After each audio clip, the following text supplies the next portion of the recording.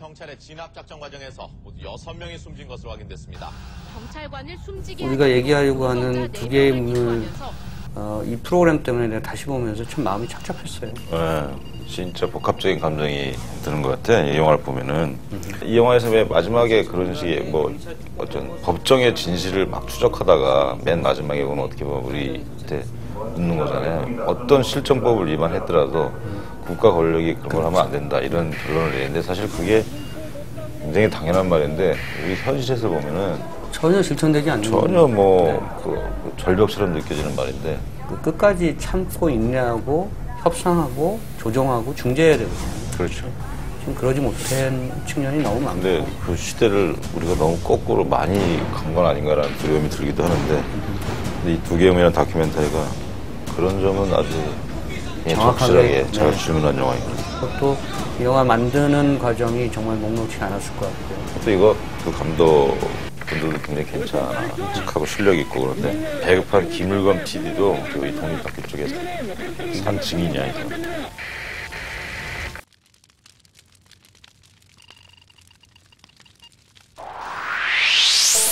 여러분 안녕하십니까. 한겨레 TV 크랭크인의 오동진입니다.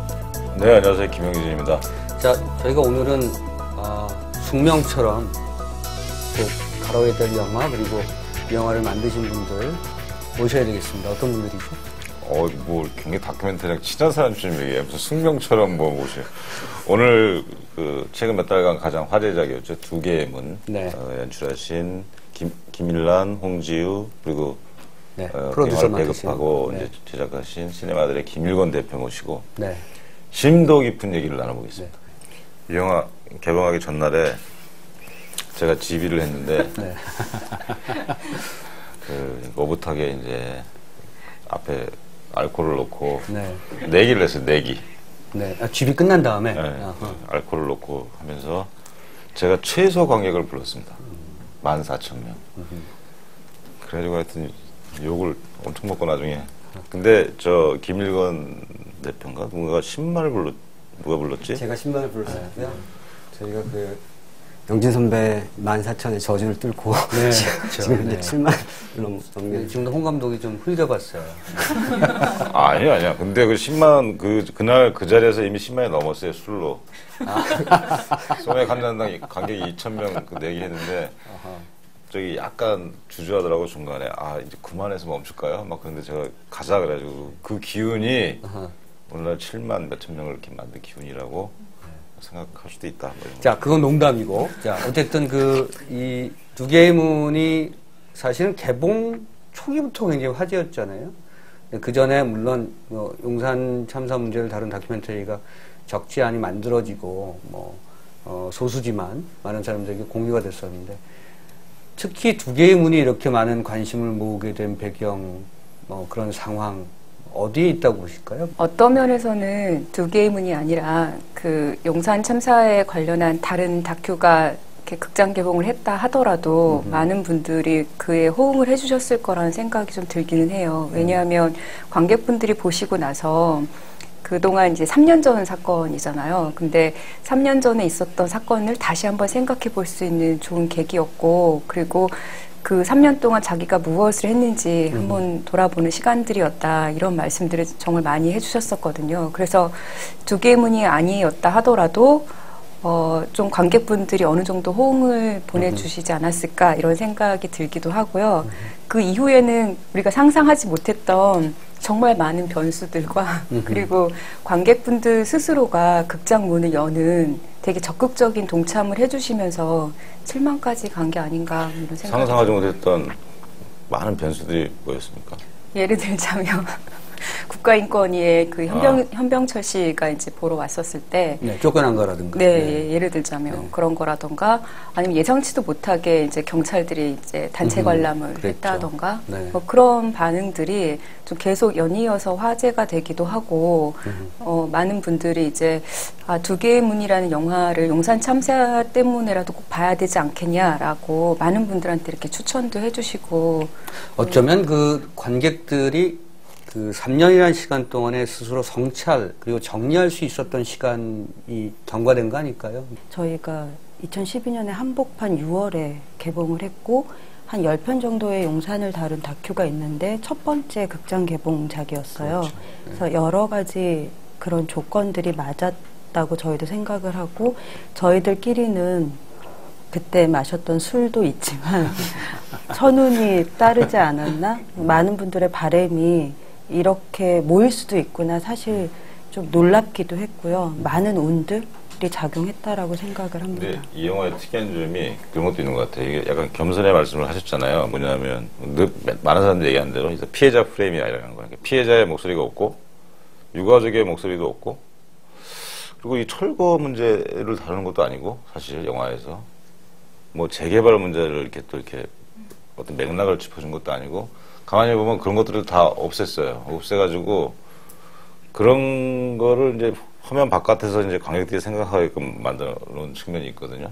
그래가지고 그것 때문에도 좀 얘기가 있었잖아요. 뭐 일단 독립영화 지정에서 말들이 좀 있었고 뭐 이 용산 참사를 보는 이 다른 진영에서도 각기 다른 목소리가 나오더라고. 제가 보니까 무슨 동아일보 같은 데서는 또 자기네들한테 이상한 또 얘기를 막 하고 있고 뭐 이런 식으로 약간 약간 휘발성이 있게끔 약간 해놓은 지점이 좀 있어요. 그 영화 그 자체가. 이렇게 질문이 긴 거를 축약하면요. 그러니까 연출 의도가 그런 거였느냐, 뭐 이런 겁니다. 그러니까 요즘 말이 많아요.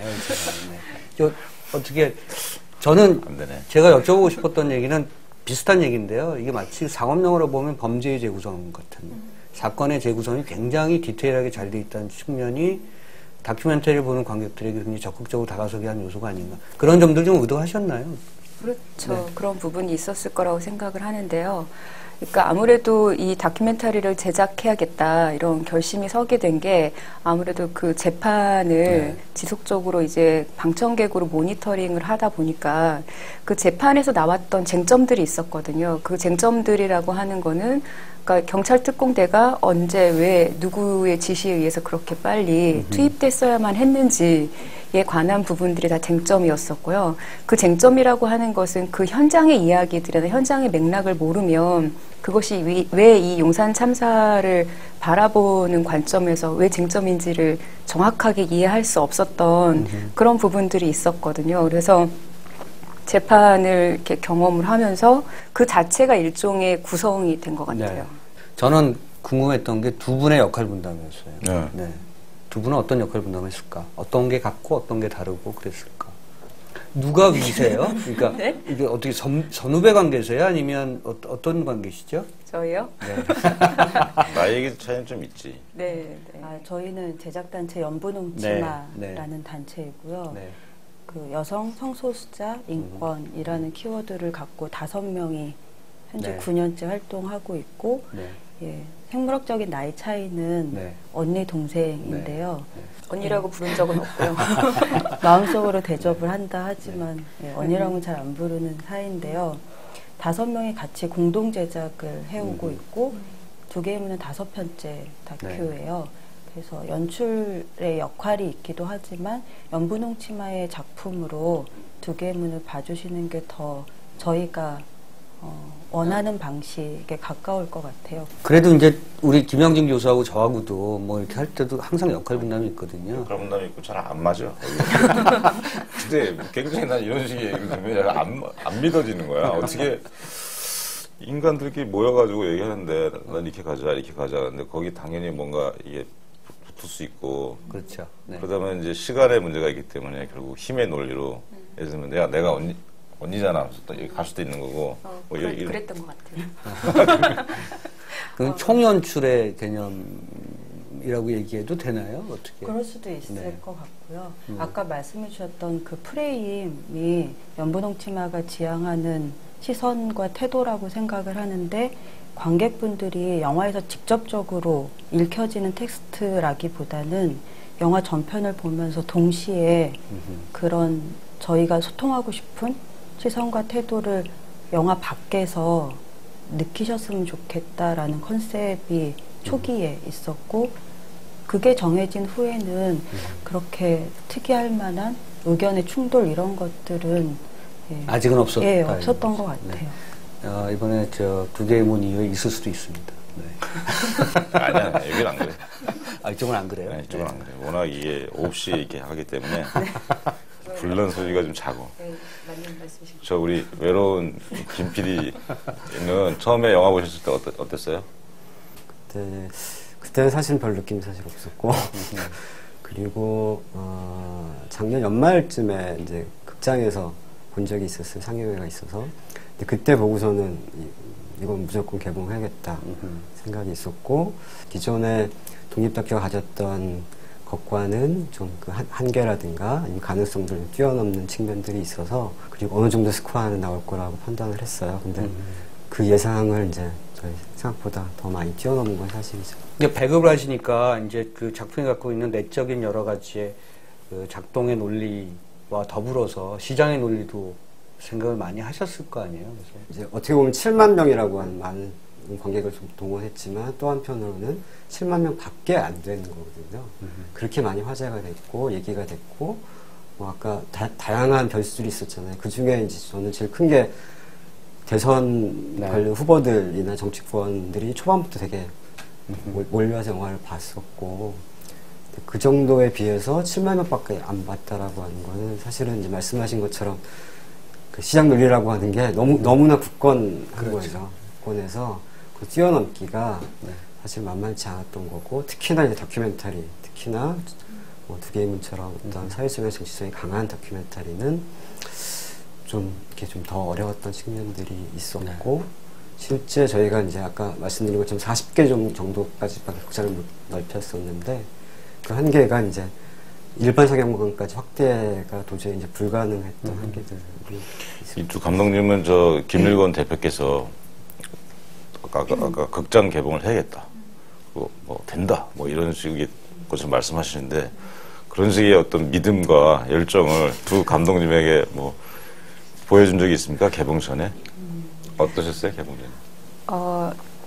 아니요, 좀 강한 의지를 좀 보여주셨던 것도 있고요. 처음부터는 아니었고, 제작을 하는 과정에서 이거는 극장 개봉을 해야겠다 이런 생각을 했던 아주 단순한 이유가 있었는데요. 그러니까 이 용산 참사를 다룬 다큐멘터리를 많은 관객들이 찾는다. 이거는 많은 관객들이 여전히 이것을 중요한 사안이라고 생각하고 있고, 그것을 가시화하는 것이 되게 중요한 문제이겠다라는 생각을 했었어요. 그래서 그렇게 생각을 했을 때는 그래도 어느 정도 관객들이 이 현재를 함께 살아가는 관객들이 좀 믿었던 게 있는 것 같아요. 네. 그렇게 되면서 이것이 여전히 현안이다라는 것을 알리는 과정과, 또 다른 한편에서는 그 유가족 분들에게 조금은 치유의 과정이 되지 않을까, 잊혀지지 않았다라는 확신, 뭐 그런 부분들이 좀 필요하다라는 생각이 들었고, 그래서 이제 개봉을 좀 적극적으로 이야기한 부분이 있었던 것 같아요. 그리고 솔루션을 찾아가는 그런 과정이잖아요. 네, 아직 그쵸.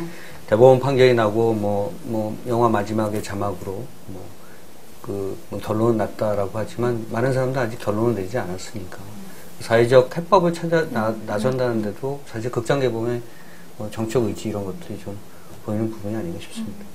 그 유가족들의 반응은 어땠습니까? 영화를 보고 나서. 조금 자신들의 목소리를 더 많이 담았으면 하는 그런 얘기들을 하시지 않았을까. 네. 그러니까 계속 이렇게 입장을 저희도 바꿔보기도 하고, 제작 과정에서도 그렇고 극장 개봉 결정하면서도 그렇게 해봤는데요. 최근까지 오면서 이해할 수 있는 폭이 조금 더 개인적으로는 넓어진 것 같아요. 한편으로는 아까 일란 감독이 이야기했던 것처럼 용산을 아직 잊고 있지 않은 사람들을 눈으로 확인하고 목소리를 내고, 그것이 다시 고립되고 외로운 그 분들의 마음을 조금이라도 이렇게 어루만지는 치유의 길이기 때문에 가능성을 보긴 하지만, 3년 훌쩍 넘은 그 시간의 두께만큼 외로웠던 것, 그래서 영화를 통해서 다시 사람들이 시선이 오기는 하지만 그 3년이 충분히 보상받지는 않을 수 있는 거잖아요. 네. 그래서 어떤 면에서 외로움이 더 짙어지고, 그러면서도 가능성, 희망 같은 것들이 늘 이렇게 반반 공존했을 것 같은데요. 영화를 처음 보셨을 땐 저희 힘 빠지지 말라고 잘했다, 수고했다 말씀해 주신 게 저희들한테는 굉장히 큰 힘이 됐고, 근데 그 두 가지 마음을 살피면서 지금까지 서로 올 수 있었던 게 네. 예, 저희들한테도 굉장히 큰 네. 경험이 되는 것 같아요. 그러니까 균형 잡기가 굉장히 힘들었을 것 같아요. 지금 말씀하신. 그래서 저는 영화를 보면서 사실은 호소력 있게 들어가기 위해서 흔히 쓰는 그 기법이 나레이션이잖아요. 전혀 그걸 사용하지 않아서 그냥 의도된 것이다. 그 부분에 대해서는 그 5분의 어떤 공동 그 감독분들께서 이렇게 악유는 없었나요? 이 두개문 같은 경우에는 어떤 생각을 했냐면 사실관계라고 하는 것 속에서 그것들 안에 충분히 감정이 생길 수 있을 거라는 생각을 했던 것 같아요. 왜냐하면 이 정도의 사실관계라고 하면 지금 현재를 같이 살고 있는 많은 분들은 이미 판단을 하실 수 있을 거라는 어떤 믿음, 신뢰 같은 것들이 이미 관객을 향해서 좀 있었던 게 있는 것 같고요. 그리고 그 정보나 사실 혹은 그것을 전달하는 어떤 매체들의 해석, 이런 것들의 조합이라고 하면 충분히 그 속에서 관객분들이 자발적으로 더 적극적으로 해석하실 수 있을 거라는 생각을 했던 것 같아요. 네. 아까 그 경찰 단체 관람하셨다고 했잖아요. 그쪽 반응은 또 어때요?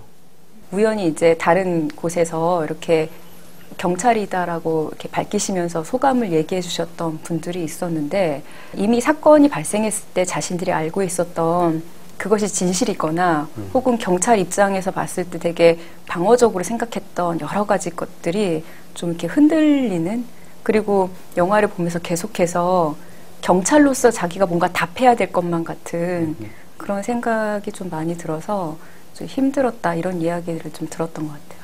굉장히 조사를 많이 하셨을 것 같고요.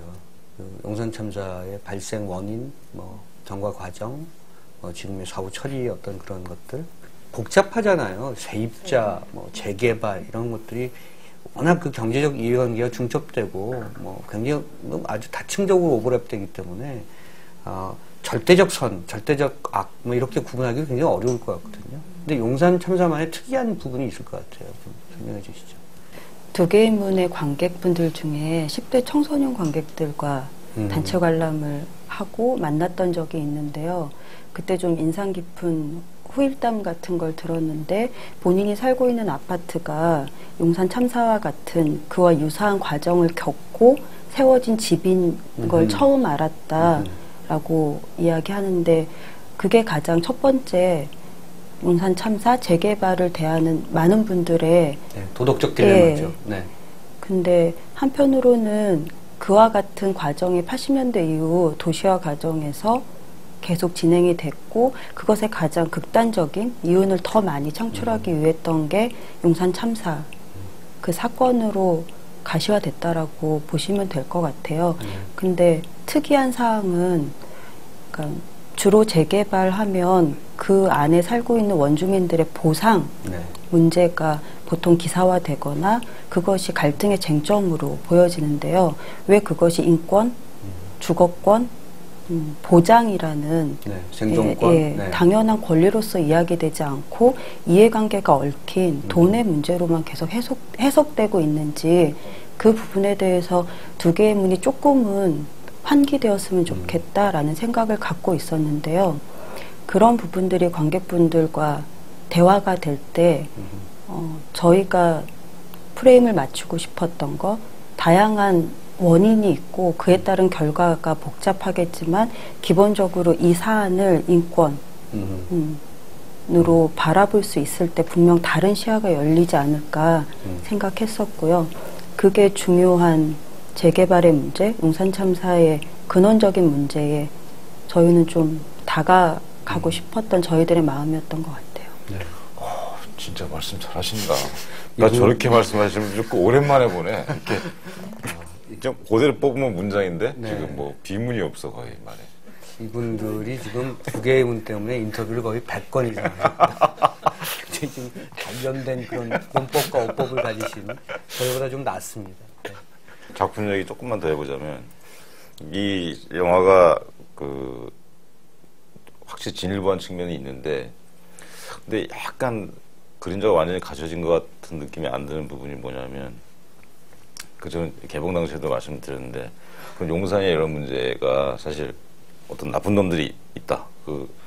이 영화에 보면 이제 다 걷어내고 결국 최정점, 영화 초반에 나오지 않습니까? MB 나오고 뭐 누구지 그 경찰청장 나오고 네, 김석기 경찰청장 딱 나오고 뭐 그러는데 그 이제 꼬리를 다 잘라내잖아요. 경찰 중에서도 약간 알고 보니까 또 우리도 똑같은 피해자였다 이런 식의 그게 있고 뭐 이런 게 있는데 그 약간 이게 추상화되다 보면 예를 들면 MB 뭐 누구 뭐 이렇게 권력으로 이렇게 추상화되다 보면 사실 우리 안에 어떤 그 동조한 그런 것들이 있잖아요. 사실 그것들이 우리가 만들어낸 것도 되게 크다고 생각하는데 여하튼 그런 것들이 사실 그 권력이 작동하는 가장 중요한 메커니즘이 사실 그거라고 생각하거든요. 저는 우리 안에 파시즘. 네. 그 용산 자체가 일어나게 된 것도 사실 다 처음에는 우리도 뭐 이런 사람도 있었을 거고 우리도 이번에 그러면 좋은 데 가는 거야? 뭐 이런 식의 분명히 있었을 거고 그 경찰 그 아래에서도 여전히 자발적으로 충실했던 것도 있을 텐데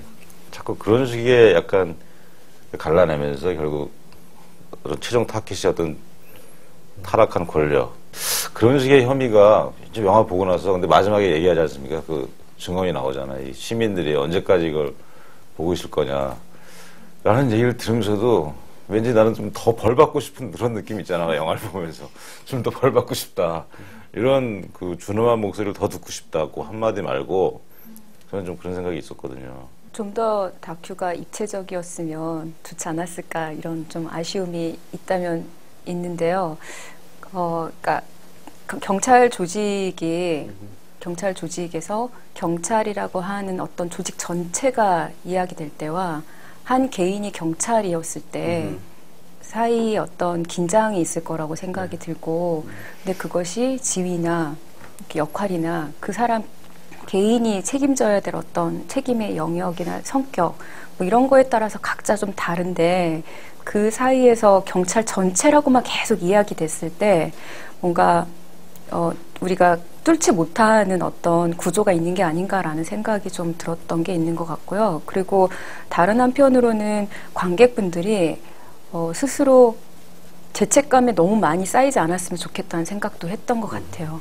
왜냐하면 그 죄책감이라고 하는 것은 굉장히 중요한 감정이긴 한데 그 죄책감이라고 하는 것이 현실 공간으로 조금 더 나왔으면 좋겠다라는 생각을 했던 것 같고요. 그래서 안에 있으면 생산적이지 못하죠. 예, 네. 그리고 영화적으로 다 해소되지 않았으면 좋겠다.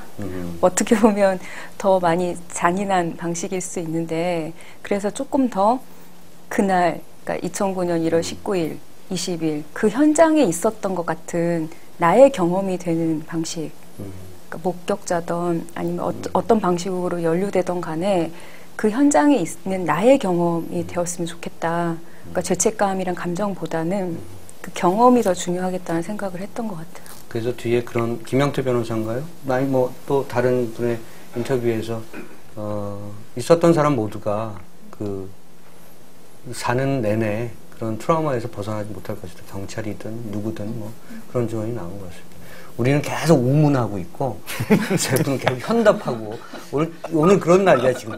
계속 우리는 겉돌고. 에이, 그래도 돼. 뭐 이쪽은 그래도 돼.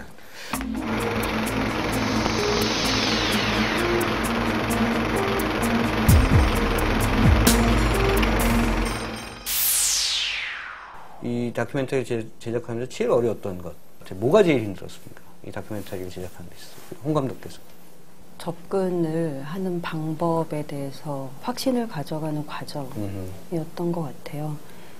두 개의 문은 왠지 그 용산 참사의 현장에서 저희가 받았던 인상들 그리고 계속 추적할 수 있었던 그 1년이라는 싸움의 시간들, 법정 공간에서의 계속 전개 과정들 이런 걸 쫓으면서 비교적 익숙했던 그 생각하기의 방식에서 조금은 달랐던 지점에 힘을 실어보자 라고 마음의 결정은 내렸는데 작품이 나오기까지 확신을 갖기까지는 좀 고단함이 있었던 것 같아요.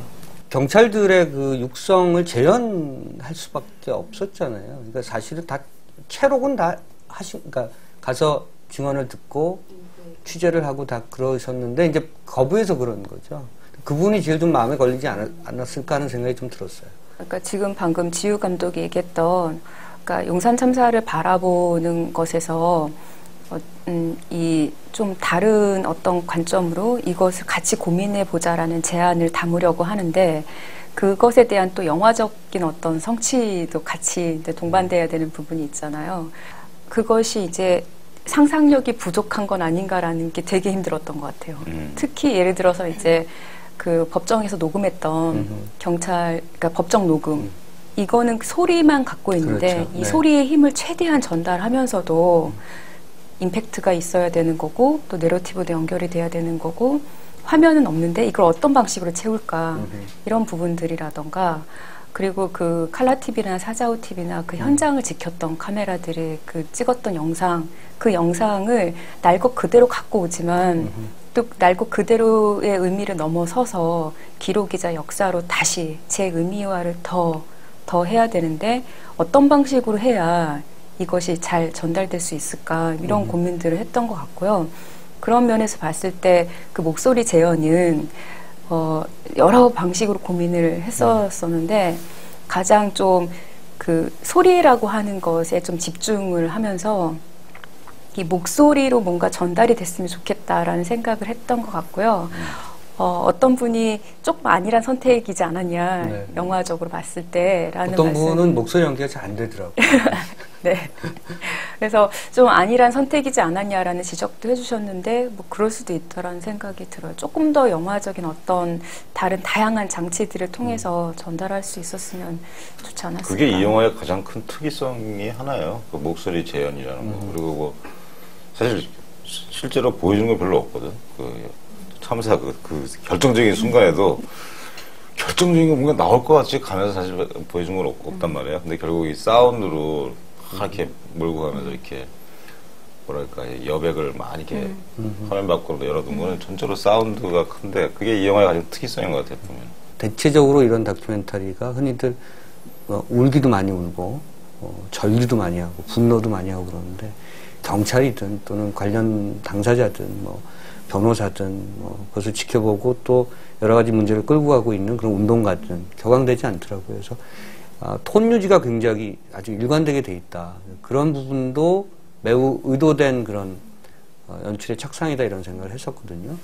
이 다큐는 용산 참사에 관한 다큐이기도 하지만 폭력 그리고 그 중에서도 국가에 의한 공권력이라는 폭력 행위에 대한 이야기라고 저희는 생각을 했던 게 있고 폭력에 접근하다 보면 가해자라는 것들을 또 피해자라는 것들을 조명하기 나름인데요. 이 역사적 사건의 경찰 대원들 한 사람 한 사람을 되게 준엄한 무게 있는 가해자의 위치에 분명히 놓는 다큐멘터리라고 생각을 했어요. 근데 이 폭력이 반복되는 문제는 그 개개인과는 사실은 그 개개인들이 책임질 수 있는 것에서 한계를 이미 벗어난 그렇죠. 사회의 네. 문제라고 생각을 했고 그래서 그 두 가지를 좀 왔다 갔다 했으면 좋겠다. 이들이 분명한 역사적 사건의 가해자라는 위치를 부여받고 그 안에서의 인간적인 어떤 갈등 그리고 진실에 대한 토로라는 것들을 잡아내지만 동시에 반복성이라는 거는 이들 혹은 이들이 속한 조직 혹은 지금 현재의 정권 이렇게 단순하게 그 가해자를 구별해내는 것은 어쩌면 큰 의미가 없겠다, 단기적일 수밖에 없겠다라는 생각을 했던 것 같아요. 참 대단하신 분들이야. 제가 볼 때. 근데 이 영화를 보면서 그런 아까 지금 그 과정을 보면 그런 생각을 하는 거예요. 사실 우리나라 지금 제가 볼 때는 저널리즘이 거의 없지 않습니까, 사실. 그 옛날 영화에서 보던 기자는 없잖아. 뭐 계속 법정을 뭐 몇 년간 출입하면서 끈질기게 사건을 추적 그런 기자는 없거든. 이 대한민국에 내가 볼 때 없는 것 같아요. 탐사 전문 기자. 그런 영역을 다 갖고 온 거야. 네, 다큐멘터리스트들이 지금 갖고 있죠. 그리고 끈질기게 취재를 하고 또 보통 우리는 열받고 말잖아요. 에이, 그래서 또 잊어버리는데 그걸 계속 움켜쥐고서 그게 어떤 밸런스를 잡아가면서 만들어내는 게 너무 신기해. 그런 힘이 어디서 나옵니까? 사회를 바꾸겠다는 뭐 그런 생각? 사회를 바꾸겠다 뭐 이런 생각이 있었던 건 아닌 것 같고요. 네. 빚을 갚아야겠다는 생각은 있었던 것 같아요. 사회에 대해서. 아니 유가족들한테. 유가족들에게. 왜 그 마음의 빚을 느꼈죠? 저도 그렇고 많은 분들이 어떤 선택의 지점에서 뭔가 이렇게 계산을 하게 되잖아요. 그리고 어떻게 보면 결과도 대충 짐작을 하게 돼요. 내가 만약에 이런 선택을 하게 되면 뭔가 불이익을 당할 수 있다. 혹은 조금 이렇게 스스로 타협을 하면 모면할 수 있다. 그런 갈등의 순간들이 바로 그 자존감이 무너지는 순간들일 거라고 생각하는데 그 순간에 그러니까 조금 더 내가 불이익을 당하더라도라는 결정을 하셨던 많은 분들이 있는 것 같아요. 지금 싸우고 있는 많은 투쟁 현장들이 사실 그럴 거고 그리고 사실 그런 분들에 의해서 보이지 않는 많은 사람들이 조금 더 나은 삶의 조건들을 갖게 되는 부분들이 있는데 그러니까 그 막루까지 올라가서 그렇게 저항을 할 수 있다. 끝까지 우리가 해야 할 것들이 단순히 돈의 문제가 아니라 아까 지효 감독도 얘기했지만 우리가 찾고 싶은 것은 돈이 아니라 우리가 원하는 삶이다라고 외쳤던 그분들의 그런 역사들이 묻히면 안 된다라는 생각을 했었고 근데 그분들이 어쨌든 지금 현재 범죄자가 되어 있는 거잖아요. 근데 뭔가 그것이 억울하다는 생각이 좀 들었고 그분들의 명예회복이나 진상규명을 하는데 좀 갚아야 되지 않을까 뭐 이런 생각을 했던 것 같아요. 우리가 생존 조건은 자본주의잖아요. 뭐 정치적 개인의 의지 뭐 여러 가지가 작동할 수도 있지만 여기서 그렇게 살아야 되기 때문에 생활의 문제도 있고 그런 조건들이 또 여러 가지 좌절감을 주기도 하고 힘들게 하고 뭐 포기하고 싶어하는 욕망을 불러일으키고 여러 가지일 텐데 어떤 순간에 그러셨나요? 저희가 9년째 활동하잖아요. 네.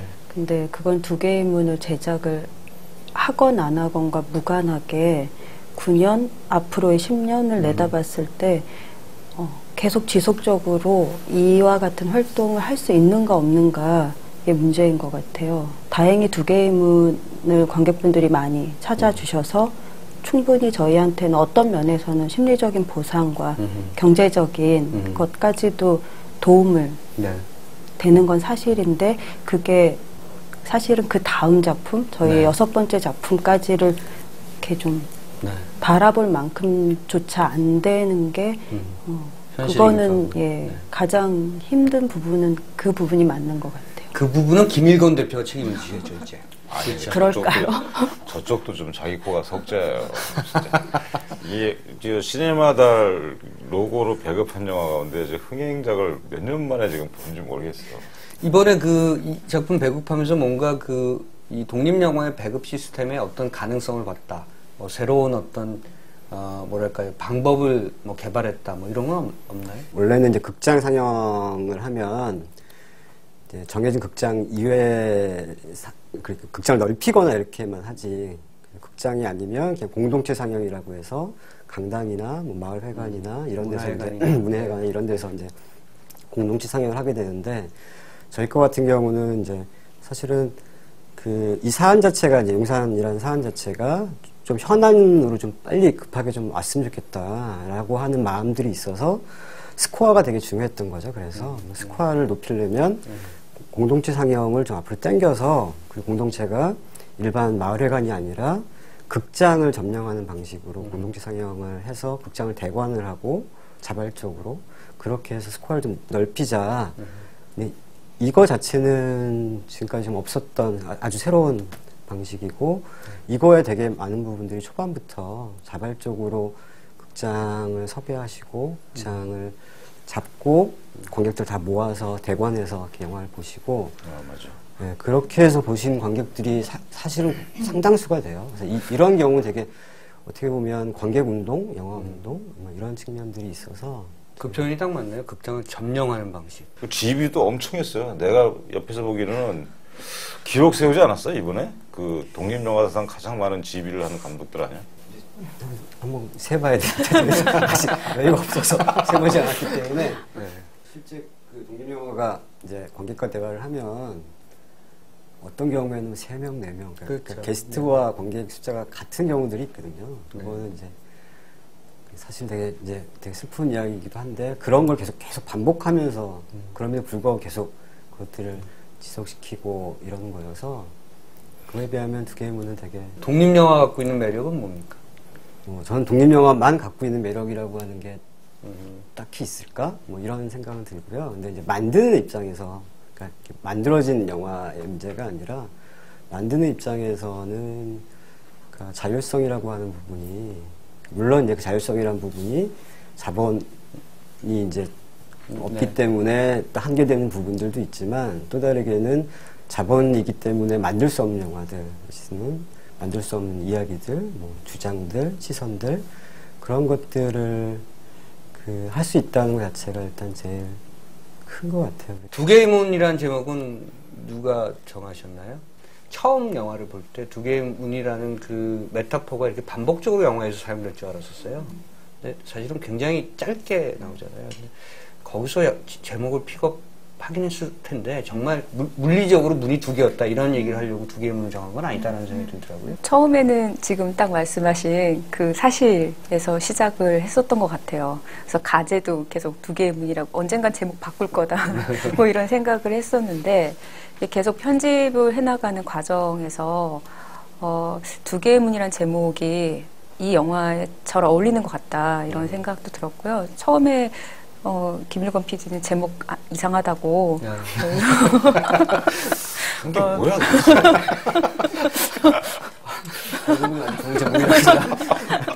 나중에는 괜찮은 것 같다고 했는데 저도 처음에는 약간 좀 안 어울리나 이런 생각을 했었는데요. 만들면서 이제 지우 감독이랑 계속 이야기를 하면서 만약에 3년 전 그때로 다시 돌아간다면 어떤 선택을 할 것인가 뭐 이런 의미도 좀 포함되어 있고 그리고 그 이후에 이제 상영을 하면서 많은 분들이 이렇게 해석해 주신 것처럼 삶과 죽음도 있고 거짓과 이제 그 진실의 문도 있고 다양한 의미가 해석이 이렇게 되면서 자기가 스스로 이렇게 의미가 확장이 되기도 하더라고요. 그 두 개의 문이. 근데 처음에는 그 두 개의 문이라는 제목은 다시 그 사건에 직면한다면 개입할 것인가, 방관할 것인가, 라고 스스로에게 질문할 수 있는 그런 의미였으면 좋겠다 이런 생각을 했었던 것 같아요. 멋있는데. 정말 실존적 선택이다. 선택을 한다는 거죠. 네. 두 분은 저 김일건 PD랑 대표랑 아신 지 오래되셨죠? 네, 나름. 네. 나름? 그 어떤 분이에요? 저분? 동정과 시의 아이콘이라고. 동정과 시의 아이콘. 다큐멘터리에서 없어서는 안 되는. 이거는 내가 볼 때 사전에 작업이 있었다고 본다. 이 발언은 동정과 시의 아이콘. 아니 저희가 바로 나올 수 있는 그 레토릭이 아닌데. 그러니까 이게. 저희가 이렇게 사실은 배급을 하는 상영 활동하는 내내 카톡으로 한 이제 시네마달 이제 그 스태프들하고 저희 연분홍 치마 그리고 용산참사 진상규명위 활동가들이 계속 이렇게 이야기를 주고받고 거의 매일매일을 이렇게 체크하면서 상황을 공유하면서 근데 김 PD가 늘 없는 상황에서 사람들을 막 이렇게 부탁해가지고 뭔가를 계속 만들어 오는 거예요. 돈도 없고 근데 자기의 인맥과 쉬운 무로 그리고 막 사람들한테 부탁하고 해서 이렇게 하는 거 보면서 또 저희가 막 이렇게 놀렸거든요. 동정과 시의 아이콘이. 우리는 좀 직설적으로 하면 앵벌이 앵벌이 마케팅이라고 해. 보세요. 도와주세요. 이거. 전문 용어를 너무 앵벌이 마케팅 딱 적합하긴 한데. 근데 연분홍 치마 내부에서도 무릎을 잘 꿇는 거, 잘 꿇는 거에 대해서 굉장히 큰 가치를 두고 있거든요. 잘 꿇으시는 잘. 근데 이제 뭐 앵벌이도 좋고 동정과 시의 아이콘도 다 좋은데 이제 언제까지 이럴 수는 그렇죠. 뭐 이게 개인의 문제가 아니라 아까 말한 것처럼 반복의 문제라고 한다면 그건 시스템의 문제고 분명히 언제까지 계속 부탁하고 이렇게 배급하거나 제작될 수는 없는 것 같아요. 그래서 어떻게 해야 되나요? 그러니까 이 두 개문 같은 경우도 사실은 공적 지원을 받은 게 이제 DMZ 영화제에서 1,300만 원 정도를 받은 게 다하고 뭐 한 2년 반 넘게 이제 5명이 힘들여서 작업을 했는데 그 인건비는 다 차치하고더라도 진행비 활동비 자체가 이제 모자란 돈이잖아요. 뭘로 하셨어요, 그러면? 아르바이트를 하시고. 네, 정말 굉장히 이렇게 악순환의 시스템인 것 같아요. 그러니까 아르바이트를 해서 작업을 하고 그러니까 작업을 해야 할 때 또 아르바이트를 하는 이것이 아까 지우 감독도 얘기했지만 그러니까 작품을 하면서 가장 위기 상황에 오는 건 작품 자체가 아니라 저의 삶의 조건이 다큐라는 생각의 회의라던가 이런 게 오는 것 같고요. 근데 어쨌든 다큐멘터리가 가지고 있는 공공재로서의 성격과 또 예술 작품으로서 혹은 또 상업적인 성격, 이 모든 것들이 좀 잘 이렇게 담론화가 될 필요가 있지 않을까 뭐 이런 생각이 드는데요.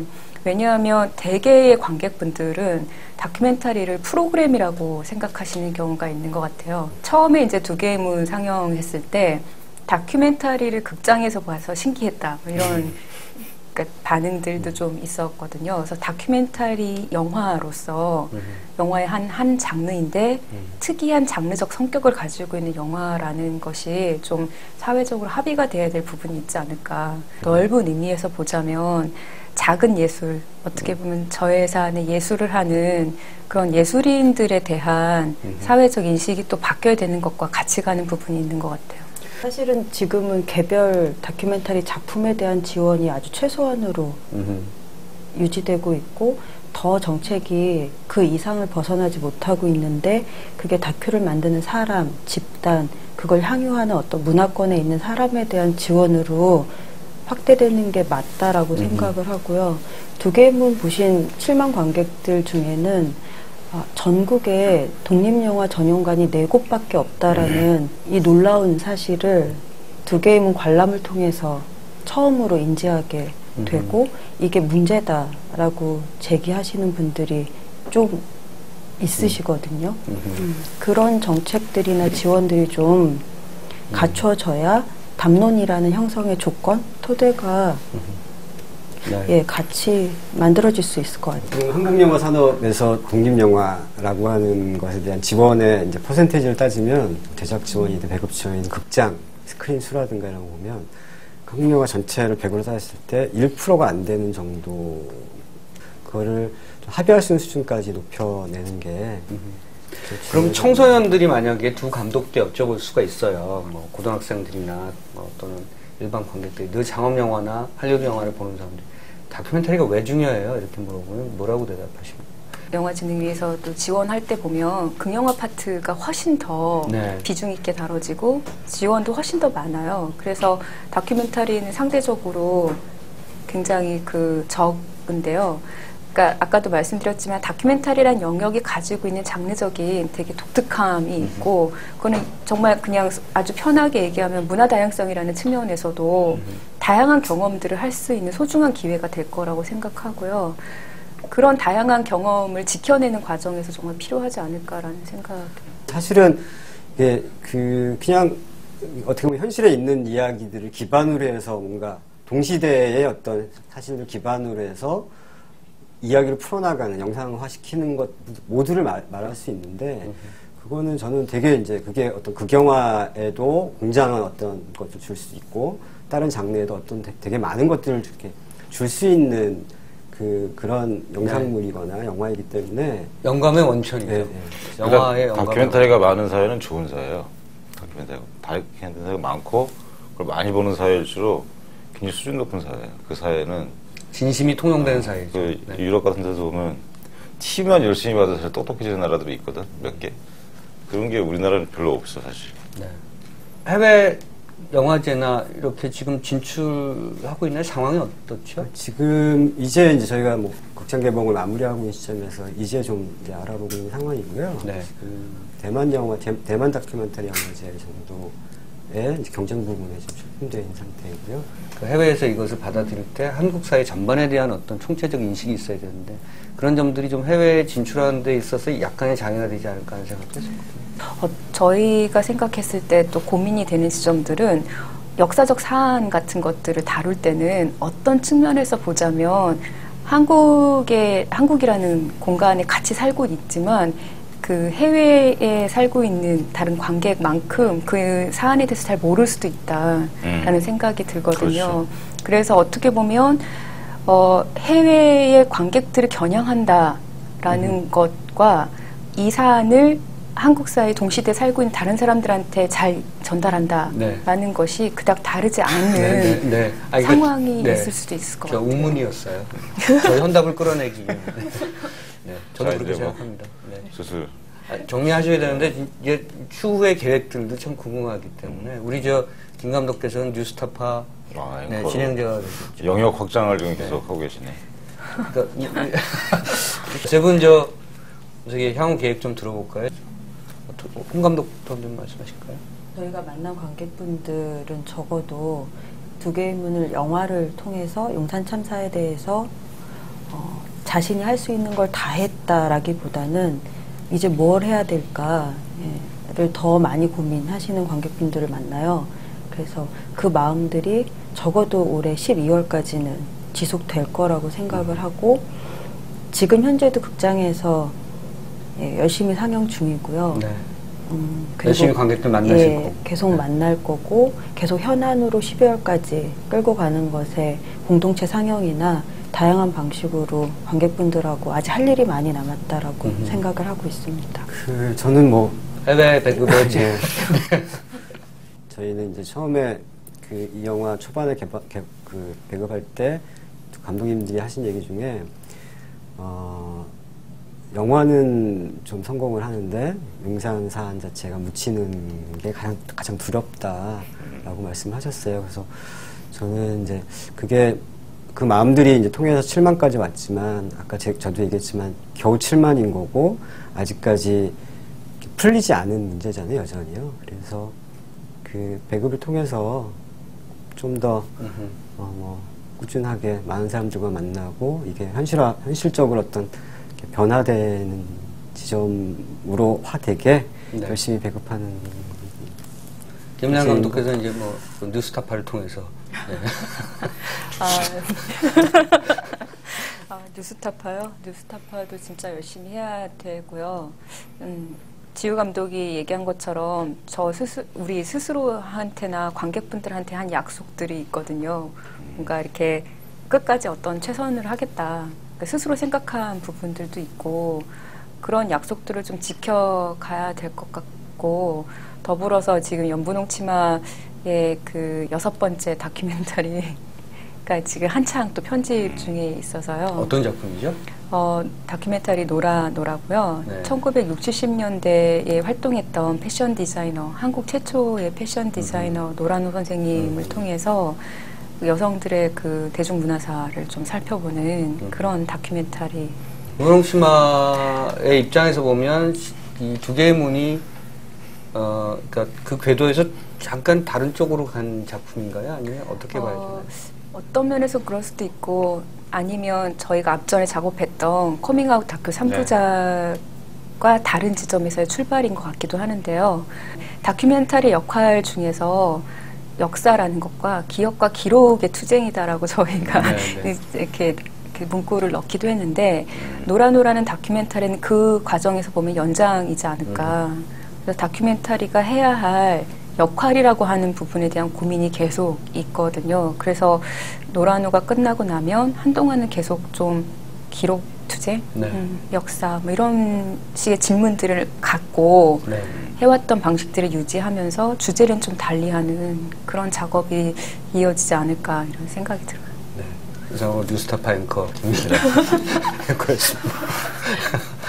자, 정리하시죠. 확실히 만드시는 분들도 이 극영화 만드는 분들과 좀 달라요. 이게 보면은 얘기하는 게 그런 그 깊이를 오늘 느낄 수 있는 자리였다고 생각합니다.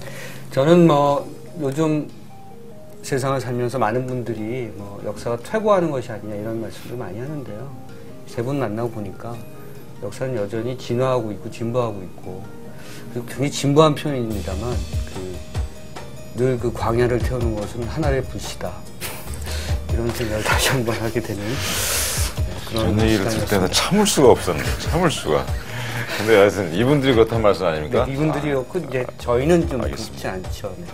어쨌든 오늘 두 게임은 아직 안 보신 분들 7만 명 외에는 전국에 안 보신 분들이 너무 많다고 생각합니다. 두 게임은 12월까지 상영합니다. 꼭 봐주시고 이 많은 대화에 참여해 주시기 바라겠습니다. 오늘 시간 마치겠습니다. 감사합니다. 네. 저희가 이거요. 저희가 호흡이 잘 안 맞죠. 아주 정말 20년 탔쳤는데 좀 바꿀 수도 있고 진짜. 덕분에 되게 편했어요. 저희 띄워주시느라고 막.